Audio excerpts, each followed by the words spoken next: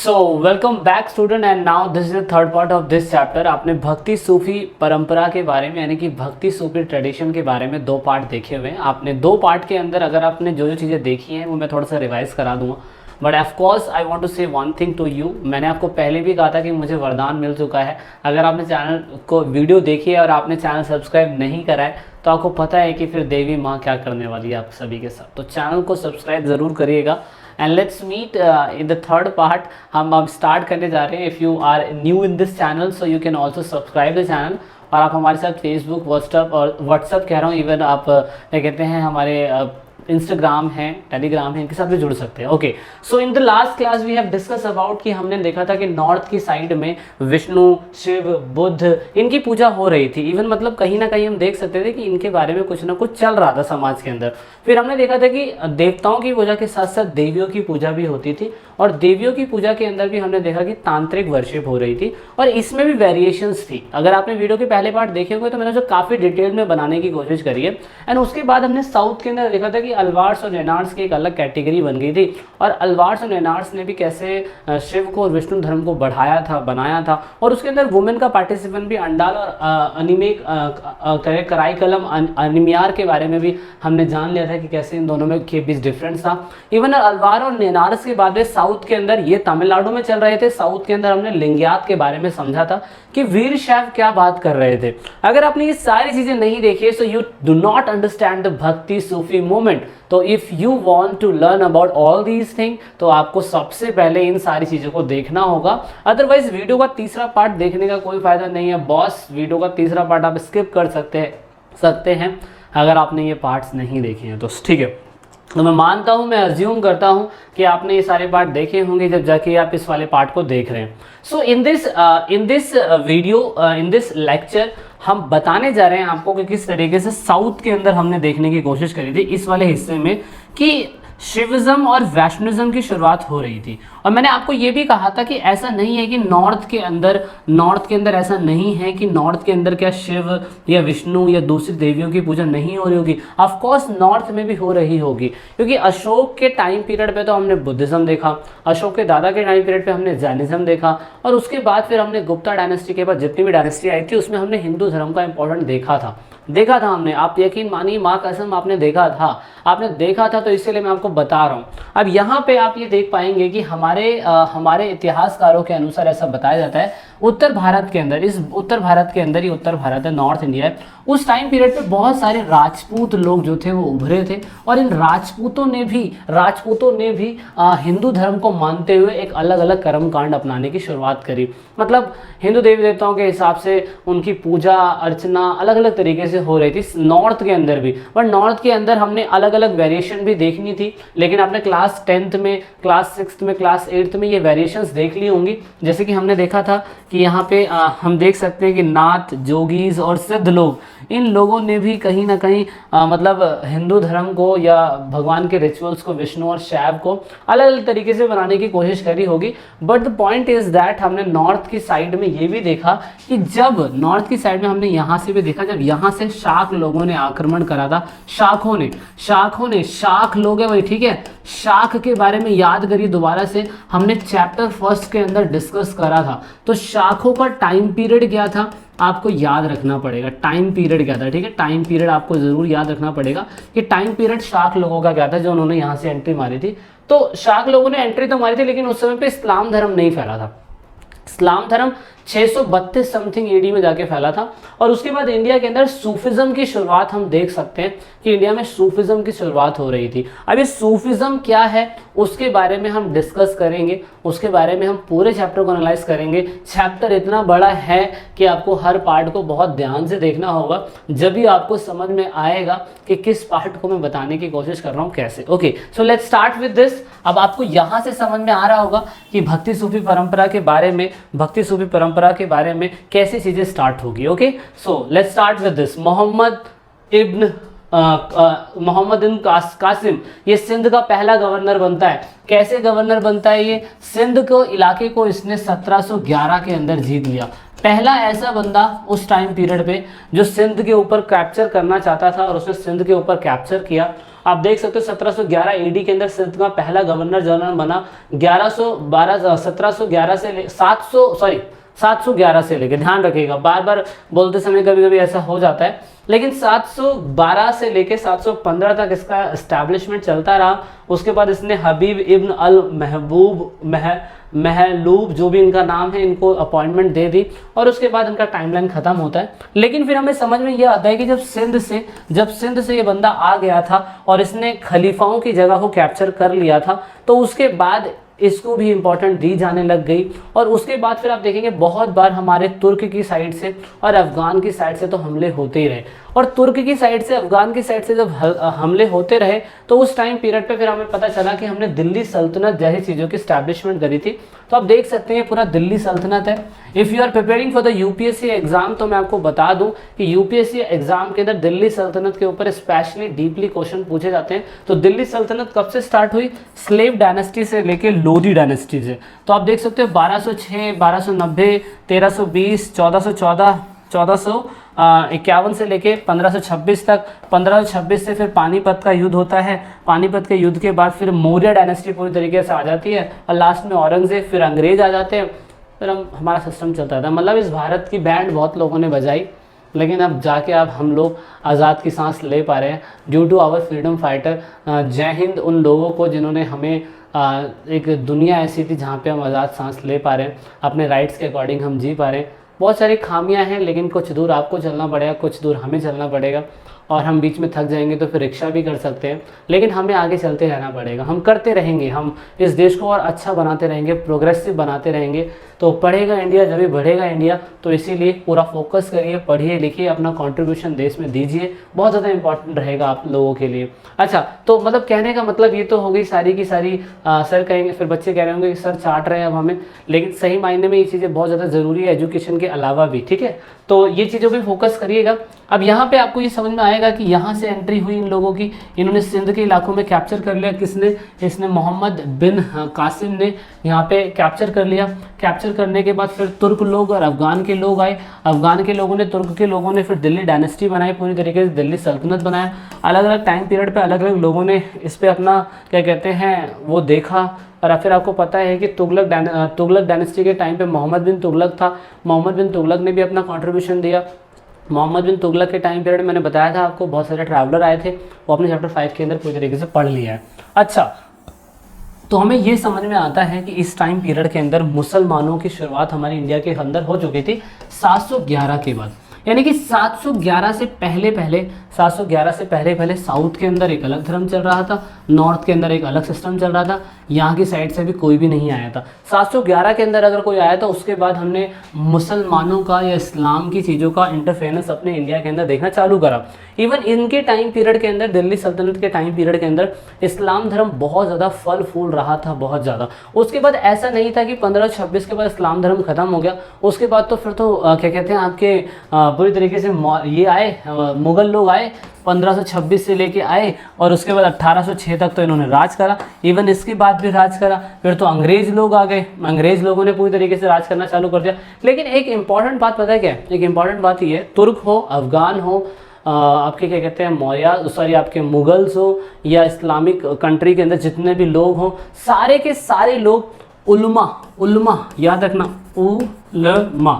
उल्मा लोगों के द्वारा गाइड करे जाते थे कि अगर आपको क्या कहते हैं इस्लाम धर्म मानना है, इस्लाम धर्म को कबूल करना है, तो आपको उल्मा कैटेगरी के लोगों की बात माननी पड़ेगी। उल्मा एक ऐसी कैटेगरी थी जो लोगों को इस्लामिक लॉ के अकॉर्डिंग चलने के लिए कहती थी। याद रखिएगा, ये बहुत ही पढ़े लिखे समझदार व्यक्तियों में से एक होते थे। तो आप यहाँ से देख सकते हैं, दे आर उल्मा। मैंने एक इमेज यूज़ करी है, ऐसा नहीं है कि यही इमेज है, लेकिन उल्मा के बारे में आपकी बुक के अंदर लिखा हुआ है कि वह धार्मिक, कानूनी और अध्ययन संबंधित जिम्मेदारियाँ निभाते थे। अब इनको पता होगा कि उल्मा, लोगों को पता होगा Ulama is a group, even अगर आपको बताऊँ तो पैगंबर मोहम्मद के टाइम पीरियड पे इससे उलमा कम्युनिटी चलती आ रही है। उलमा कम्युनिटी का मेन मकसद यही था कि पैगंबर मोहम्मद के द्वारा जितनी भी कही गई बातें हैं, जितनी भी कही गई रिचुअल्स हैं, वो सारी की सारी चीज़ें उलमा कैटेगरी के अकॉर्डिंग इस्लाम धर्म में फैलाने की बात कही जाएगी। तो उलमा एक ग्रुप है जो सभी इस्लाम के लोगों को, चाहे वो दिल्ली सल्तनत के लोग हों, चाहे मुग़ल लोग हों, चाहे पाकिस्तान, अफ़गानिस्तान, बलूचिस्तान, इस्लाम की जितनी भी कंट्री हैं, दे ऑल फॉलो द शरिया कानून। आपको याद रखना पड़ेगा, शरिया कानून को फॉलो करा जाता है। और शरिया कानून के अंदर कुरान शरीफ और हसीद बोलते हैं, हदीस बोलते हैं। हदीस का अर्थ होता है पैगंबर मोहम्मद से जुड़ी हुई परंपराएं, वो परंपराएं जो हदीस के अंदर लिखी हुई हैं, कुरानों के अंदर लिखी हुई हैं, और उन्हीं सभी चीज़ों को मिला के कियास के अंदर लिखी हुई है, इल्ज़ा के अंदर लिखी हुई है। तो आप देखेंगे शरिया, इस तरह से शरिया, कुरान, हदीस, कियात, इज़्म, इन सभी के अंदर बताया गया है कि किस तरीके से इस्लाम धर्म के रूल्स एंड प्रिंसिपल्स होंगे। जैसे बौद्ध धर्म के अंदर था ना, बौद्ध धर्म के अंदर त्रिपिटका था, ठीक है। त्रिपिटका क्या था? अगर आपको त्रिपिटका के बारे में पता है तो मुझे कमेंट करिए। त्रिपिटक, इसे त्रिपिटक बोलते हैं, ठीक है ना। त्रिपिटक क्या हो गया? बुद्ध के अंदर हो गया। उसके बाद हिंदू के अंदर क्या हो गया? हिंदुओं के अंदर हमने वेद देख लिए थे, वेदास देख लिए थे। वेदास इंपॉर्टेंट है ना, वेदास इंपॉर्टेंट, हमने वो भी देख लिए थे। तो हर जगहों में अलग अलग चीज़ें थी, तो ऐसी इनमें भी अलग अलग चीज़ें थी जिसमें बोला जाता था कि इस्लाम धर्म को अगर कोई मानता है तो इस्लाम धर्म को कबूल करना पड़ेगा। अब बोले तो आपको you need to understand one thing also. अब देखिए, जब ये लोग अफगान के लोग, तुर्की के लोग भारत में आए, दिल्ली सल्तनत को उन्होंने बनाया, या फिर मुग़ल आए, तो उन सभी लोगों ने ऐसा तो नहीं करा कि सभी लोगों को कहा कि इस्लाम धर्म सभी को कबूल करना पड़ेगा, और जो इस्लाम धर्म कबूल नहीं करेगा अपन उसको टपका डालेगा। ऐसा बिल्कुल भी नहीं था। You need to understand that, ऐसा बिल्कुल भी नहीं हो सकता है। ऐसा कैसे हो सकता है कि मतलब अगर कोई बंदा बाहर से आया है किसी कंट्री के अंदर, तो सभी लोगों को कहेगा कि अपने धर्म परिवर्तन करिए और हमारे धर्म को अपनाइए? सभी लोग अपना नहीं सकते, क्योंकि साउथ में एक अलग वेरिएशन चल रहा है, नॉर्थ में एक अलग वेरिएशन चल रहा है। ऐसा कैसे पॉसिबल होता है? सभी को नहीं बनाया जा सकता, because the situation was complicated in the subcontinent where there is a population that did not subscribe to Islam। इस्लाम को सब्सक्राइब नहीं कर रखा, लेकिन आप हमारे चैनल को ज़रूर सब्सक्राइब कर लीजिएगा। अब यहाँ पे आपको समझ में ये आएगा कि ज़िम्मी करके एक ऐसा व्यवस्था बनाई गई थी जिसमें ये कहा गया था कि जो लोग इस्लाम धर्म को मानते हैं, जो इस्लाम धर्म को फॉलो कर रहे हैं, उनको प्रोटेक्शन दी जाएगी। और उसी टाइम पीरियड के अंदर चाहे ज्यूइश लोग हो, क्रिश्चियन हो, हिंदूज़ हो, या जैन हो, या बुद्धिस्ट हो, कोई भी हो, बुद्धिज़्म हो, जैनिज़्म हो, कोई भी हो, उस टाइम पीरियड के अंदर उनको ये कहा जाता था कि अगर आपको अपना धर्म फॉलो करना है तो आपको कुछ नहीं करना पड़ेगा, आपको जजिया टैक्स देना पड़ेगा, ठीक है। तो जजिया टैक्स देना पड़ेगा, आपको अपने देवी देवताओं की पूजा करनी है, उनकी जगहों पे जाना है, तो आप जाइए, कोई प्रॉब्लम नहीं है। यानी कि मुग़ल डायनेस्टी में ये कहा जा सकता है कि मुग़ल डायनेस्टी पूरी तरीके से अपने जहाँ पे इनका क्या कहते हैं कब्जा था, वहाँ पे हिंदुओं को सताती नहीं थी। समझ रहे हैं? सताती नहीं थी। दूसरे धर्म भी थे इनके पास, लेकिन इनसे टैक्स लेती थी। और वो कौन सा टैक्स था? जजिया टैक्स। याद रखिएगा, जजिया टैक्स। अब जजिया टैक्स पेपर में आपके यूपीएससी एग्जाम के लिए बहुत ज़्यादा इंपॉर्टेंट हो जाता है, तो आपको कमेंट करके मुझे बताना है कि जजिया टैक्स किसने हटाया था, सबसे पहले किसने लगाया था, फिर किसने हटाया, और फिर किसने दोबारा लगा दिया। ठीक है, पहला क्वेश्चन सबसे पहले किसने लगाया, दूसरा क्वेश्चन फिर किसने हटाया, तीसरा क्वेश्चन फिर उसके बाद दोबारा किसने लगाया। यहाँ पे मुगल डायनेस्टी का ही कोई हेड होगा, क्योंकि मुगलों के टाइम पीरियड पे टैक्स लगाया गया था। ठीक है, तो याद रखिएगा, जिम्मी और साथ में आपका क्या कहते हैं जजिया, दोनों में डिफरेंट है, उन पे आप फोकस ज़रूर करिएगा।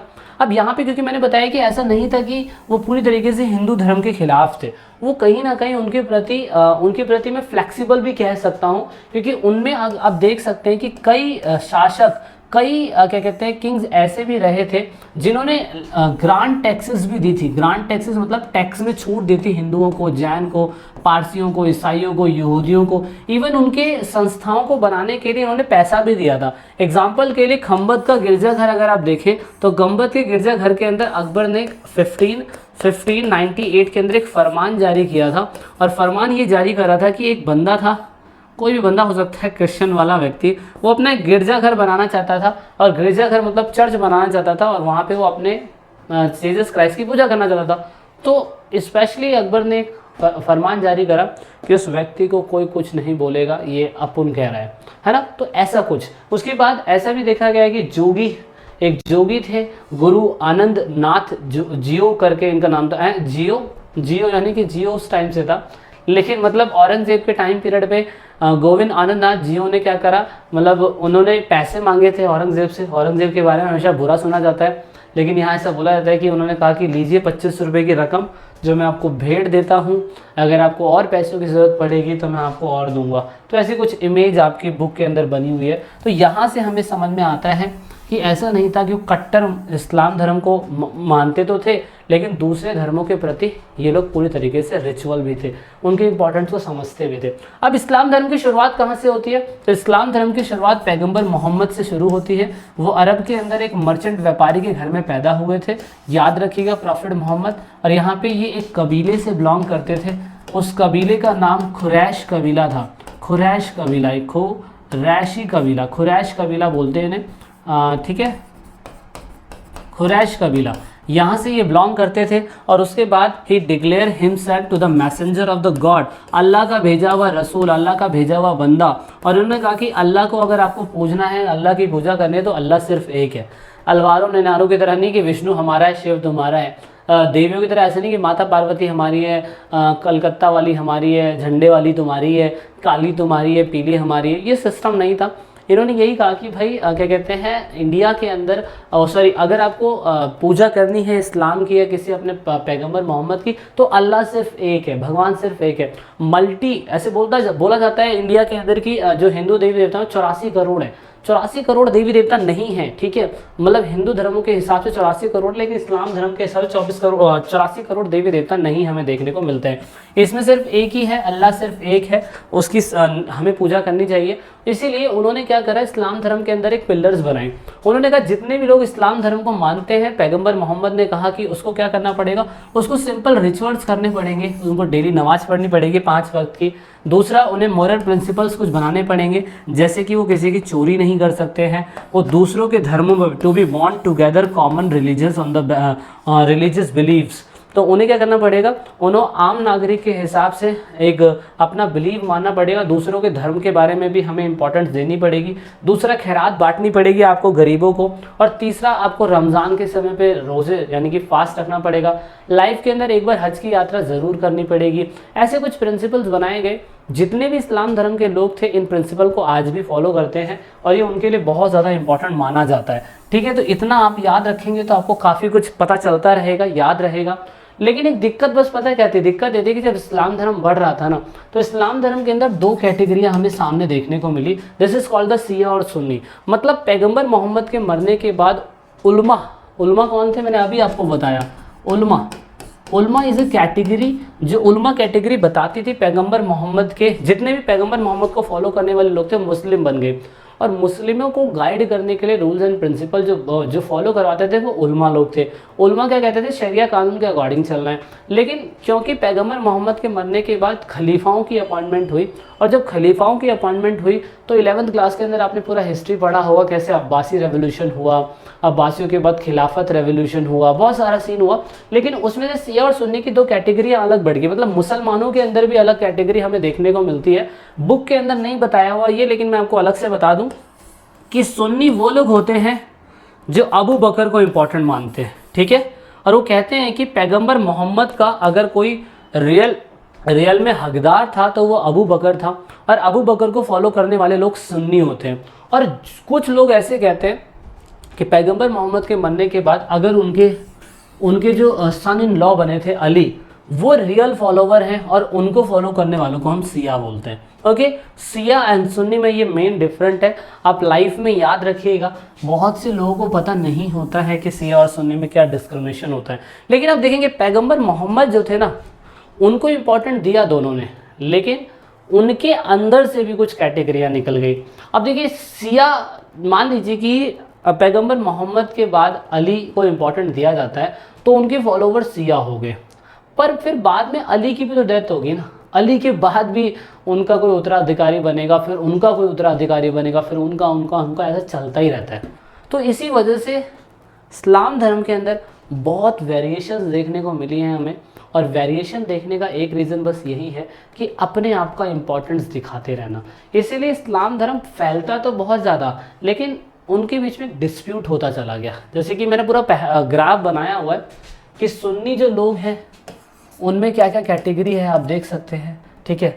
उसके बाद सिया जो है वो अली को अपना इम्पोर्टेंट मानते हैं, तो अली के बाद भी आप देख सकते हैं कि उनमें भी डिफरेंशिएट आ गया है ना। तो एक बुक, आपकी बुक के अंदर स्माइलीज़ के बारे में बताया गया है, स्माइलीज़ के बारे में भी फिर ये सारा कुछ आपको इतना नहीं पढ़ना है, ये तो पेपर के अंदर नहीं पूछा गया है, लेकिन क्योंकि बुक के अंदर इसके बारे में जिक्र है, दैट इज़ वाई मुझे ये ग्राफ इस्तेमाल करना पड़ा आपको समझाने के लिए।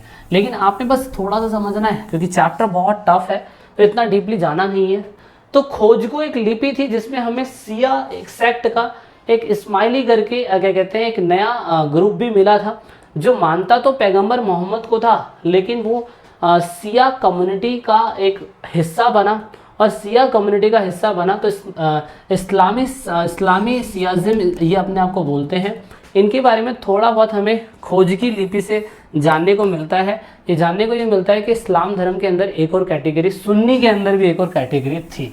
ऐसे तो थी रियल में, और डीपली जाएंगे तो हमें और कुछ जानने को मिलेगा, लेकिन हमें इतना समझना नहीं है। दूसरा फिर हमें ये समझ में आता है कि हमें ऐसे भी कुछ लोग मिलते हैं केरला के अंदर जो एंशियंट अरब के से बिलोंग करते थे, अरब से ये लोग आए थे, और इन्होंने मसाले के व्यापार के लिए ये मालाबार कोस्ट पे आके बस गए थे।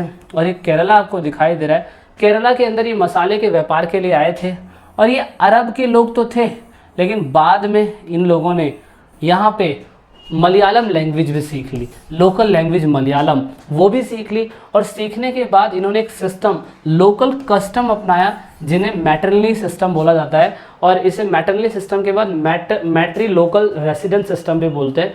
मतलब होता क्या था, जैसे मेघालय में होता है ना, शादी के बाद वुमेन को अपने घर पे रहना पड़ता है ना, और वहाँ पे फिर हस्बैंड उनके घर पे चला जाता है, तो सेम ऐसे केरला के अंदर ये सिस्टम था, matrilocal system is the practice where women after marriage remain in their natal home with their children and the husband may come to stay with them। मतलब ऐसा सिस्टम है जिसमें क्या कहते हैं कि शादी के बाद वाइफ वहीं पे रहती है, और क्या कहते हैं बच्चे भी उसके साथ रहते हैं, और हस्बैंड भी उसके साथ रहने लग जाते हैं। तो ऐसा तरीका हमें इस्लाम के अंदर, मतलब कुछ ऐसे अरब क्या कहते हैं ट्रेडर्स हमें देखने को मिले थे, जो बिल्कुल एक अलग एग्जाम्पल बताते थे। अब इसमें थोड़े से लूप होल्स थे। अगर आपने सावधान इंडिया देखा है ना, सावधान इंडिया देखा, अगर एक प्रोग्राम आता था सोनी पे सावधान इंडिया के बारे में, तो सावधान इंडिया के बारे में इसके कुछ लूप होल्स बताए गए हैं कि कैसे अरब ट्रेडर्स यहाँ से आते थे, इंडियन लड़की से, वाइफ से शादी करते थे, उसके सेक्सुअल कांटेक्ट में आते थे, और उसके बाद बच्चा होता था लेकिन वो लोग चले जाते थे। तो ये एक इशू बताया गया है, आप थोड़ा सा रिसर्च करेंगे तो आपको समझ में आएगा। मतलब 12th की बुक में इतना डीपली बताया जाता है, लेकिन हमें पता भी नहीं होता है ना, कितनी दुख की बात है। अच्छा, उसके बाद हमें ये समझ में आता है कि चाहे इस्लाम धर्म बाहर से आया हो, कुछ लोग यहीं पे आके बस गए हो, चाहे कुछ और भी रीज़न हो सकता है, लेकिन हमारे इसमें ये देखने को मिलता है कि इनका मक्का की तरफ इनका इम्पोर्टेंस हमें देखने को मिलता है। मतलब इनके जो भी टेम्पल्स होते हैं, जो भी इबादत करने का तरीका होता है, जहाँ मक्का होगा ना, इनका सर हमेशा उस तरफ इनको दिखाई, अपने उस तरफ सजदा करने की कोशिश करते हैं। तो ये इम्पॉर्टेंट है। दूसरा फिर हमने ये देखा था कि हमारे इंडिया के अंदर जो भी इनके वो सजदा करने के लिए, नमाज पढ़ने के लिए जगहें बनाई गई थी, उनमें छत हमें अलग देखने को मिलती है, और डिफरेंट मटेरियल हमें यूज़ होता हुआ देखने को मिलता है। तो ये देख सकते हो, इसके छत का सिस्टम कुछ अलग ही बनाया गया है, तो थोड़ा बहुत नेपाल से रिलेटेड हमें देखने को मिलता है। नेपाल में ऐसे बनाया था। ये थोड़ा सा डोम टाइप है, लेकिन इसकी आप देख सकते हो मीनारें बनाई हुई है, यहाँ पे लाल पत्थरों का इस्तेमाल किया गया है। ये पूरा का पूरा कश्मीर के अंदर है इस्लामी, तो कश्मीर के अंदर भी तो मुसलमान हमें देखने को मिलते हैं ना, तो वो उनके लिए ये एक तरीके का मस्जिद है जिसमें हम देखते हैं लक्कड़ से बनाया गया है। तो इसमें भी हमें बिल्डिंग मटेरियल के अंदर और इनके रूफ्स के अंदर हमें वेरिएशंस देखने को मिलते हैं। तो वेरिएशन ही वेरिएशन है, कंफ्यूजन ही कंफ्यूजन है, सॉल्यूशन कुछ पता नहीं, सॉल्यूशन जो मिला तो साला क्वेश्चन था पता नहीं। तो ये एक प्रॉब्लम होती है, तो इसे बिल्कुल बारीकी से समझने की कोशिश करिएगा। अच्छा, दूसरा एक और है, आपने हमेशा मुसलमानों को एक वर्ड सुना होगा जिसे हम मुस्लिम शब्द बोलते हैं। असल में ऐसा बोला जाता है कि मुस्लिम शब्द का इस्तेमाल जो था वो 13th सेंचुरी के टाइम पीरियड तक इंडिया के अंदर इस्तेमाल नहीं होता था। मतलब मुसलमानों के लिए हम दूसरे शब्दों का इस्तेमाल भी करते होंगे, लेकिन इंडिया के अंदर अगर बात करी जाए तो इंडिया के अंदर 13th सेंचुरी तक भी मुस्लिम शब्द का इस्तेमाल नहीं होता था। इवन अगर पास्ट से देखें तो पास्ट में मुसलमानों को, मुस्लिम लोगों को स्पेशली मुस्लिम नहीं बुलाया जाता, जिस जगह से वो बिलोंग करते थे उनको उसके नाम से पुकारा जाता। जैसे एग्जांपल के लिए जो लोग तुर्किश में रहते हैं उन्हें हम तुर्काशा बोलते हैं, मुस्लिम नहीं बोलते हैं, ठीक है। तजाकिस्तान के अंदर जो रहते हैं उसे हम तजाकिया बोलते हैं।